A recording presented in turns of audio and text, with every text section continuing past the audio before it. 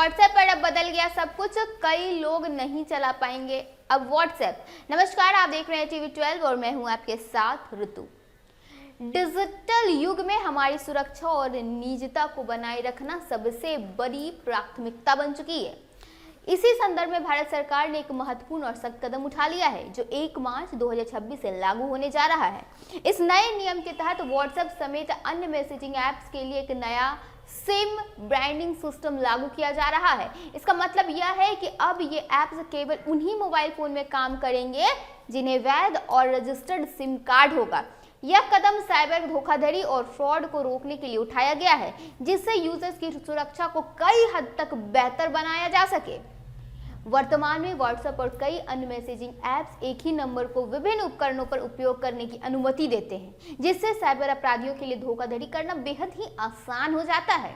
नए नियम के तहत अगर कोई ऐप किसी ऐसे फोन पर इंस्टॉल किया जाता है जिससे रजिस्टर्ड सिम कार्ड न हो, तो वह ऐप काम अब नहीं करेगा। यह नियम न केवल व्हाट्सएप पर लागू होगा बल्कि टेलीग्राम, सिग्नल जैसे अन्य जो भी मैसेजिंग ऐप हैं उन पर बहुत ही पाबंदी के साथ लागू किया जाएगा। इसका मकसद सिर्फ डिजिटल प्लेटफॉर्म्स पर सुरक्षा को और मजबूत बनाना और जो भी इसके उपभोगकर्ता हैं उनकी जो भी प्राइवेसी है उसकी रक्षा करना बताया जा रहा है।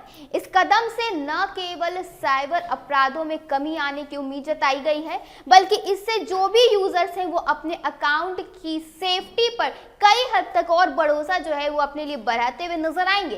क्योंकि अगर कोई व्यक्ति आपके नंबर का गलत इस्तेमाल करने की कोशिश करता है तो उसे रजिस्टर्ड सिम के ऐप का उपयोग करना संभव नहीं होगा और उन पर जल्द से जल्द कार्रवाई कर दी जानी संभव होगी। इस बदलाव से कई तरह के जो फ्रॉड हैं जैसे ओटीपी का छेड़छाड़ करना, फिशिंग और अन्य तरह के साइबर हमले से बचना अब संभव होगा। हालांकि इस नए नियम के लागू होने से पहले उपभोक्ताओं को अपनी मोबाइल नंबर और सिम की जानकारी अपडेट कर लेनी चाहिए ताकि वो अपने मैसेजिंग ऐप्स का निर्बाध उपयोग कर सकें।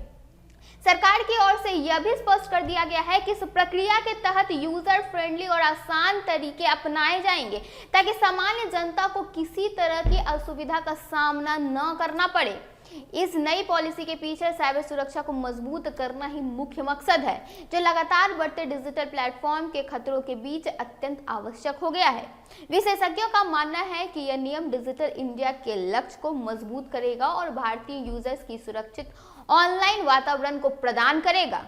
कुल मिलाकर 1 मार्च 2026 से लागू होने वाला सिम बाइंडिंग नियम न केवल हमारे मैसेजिंग ऐप्स की सुरक्षा को बढ़ाएगा बल्कि साइबर फ्रॉड के खिलाफ एक सशक्त ढाल भी बनकर साबित होगा।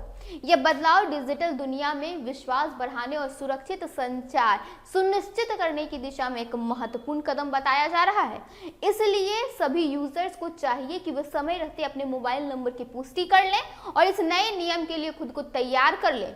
यह सुरक्षा का युग है, यहाँ टेक्नोलॉजी और नियम मिलकर हमारी डिजिटल पहचान की रक्षा करती है, वरना वही डिजिटल पहचान आपके ऊपर कभी न कभी प्रभावी हो सकती है। फिलहाल के इस खबर में बस इतना ही। ऐसे ही तमाम खबरों के साथ बने रहने के लिए देखिए टीवी 12।